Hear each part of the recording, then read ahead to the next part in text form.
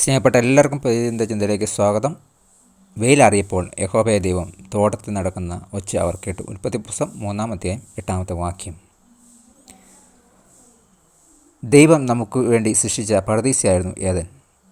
ഇവിടെ ആദാമും ഹവ്വയും സ്ഥിരമായി ദൈവത്തെ കണ്ടിരുന്നു. പിശാചിനോട് ആശയവിനിമയം തുടങ്ങുന്നത് വരെ. ഉൽപ്പത്തി പുസ്തകം 3-ാം അധ്യായം 6-7 വാക്യങ്ങൾ.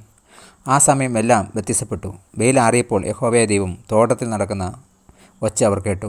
മനുഷ്യനും ഭാര്യയും യഹോവയായ ദൈവം തങ്ങളെ കാണാതിരിപ്പാൻ തോട്ടത്തിലെ വൃക്ഷങ്ങളോട് ഒളിച്ചു. അവർ എന്താണ് ചെയ്തതെന്ന് ദൈവം ചോദിച്ചപ്പോൾ ആദാമും ഹവ്വയും ആരോപണ പ്രത്യാരോപണം നടത്തി. അവർ ദൈവത്തെ തള്ളിപ്പറഞ്ഞെങ്കിലും ദൈവം അവർ ഉപേക്ഷിച്ചില്ല. ദൈവം തോളുകൊണ്ട് ഉടുപ്പുണ്ടാക്കി അവർ ഉടുപ്പിച്ചു. ഇത് പാവങ്ങളെ മറയ്ക്കുന്ന യേശുവിൻ്റെ യാഗസ്മരണയുടെ ഒരു സൂചനയായിരുന്നു. ദൈവം നമ്മെ ഏതെല്ലേക്കല്ല തിരികെ കൊണ്ടുപോകുന്നത്, നഷ്ടപ്പെട്ടു പോയ ദൈവബന്ധത്തിലേക്കാണ് വഴി തുറക്കുന്നത്. നമുക്ക് ആ തോട്ടത്തിലേക്ക് തിരികെ പോകാനാകില്ല, എന്നാൽ തോട്ടത്തിലെ ദൈവത്തിൻ്റെ പക്കലേക്ക് മടങ്ങിച്ചെല്ലാം. ഇന്ന് ദൈവത്തിനും നിങ്ങൾക്കും ഇടയിലുള്ള പ്രതിബന്ധം എന്താണ്? വെയിലാറുമ്പോൾ ദൈവത്തോടു കൂടെ നടക്കുന്നതിന് വേണ്ടി ഏറ്റുപറയേണ്ട വല്ലതും ഉണ്ടോ? പ്രാർത്ഥിക്കാം. സ്വർഗ്ഗസ്ഥ പിതാവേ, എൻ്റെ തെറ്റുകൾക്കും പരാജയങ്ങൾക്കും മറ്റാരെയും പഴിക്കാതിരിപ്പാൻ എന്നെ സഹായിക്കണമേ. ദൈവബന്ധത്തിനുള്ള സത്യസന്ധത എന്നത് ദൈവമായുള്ള ബന്ധം തന്നെയാണെന്ന്. നന്ദി.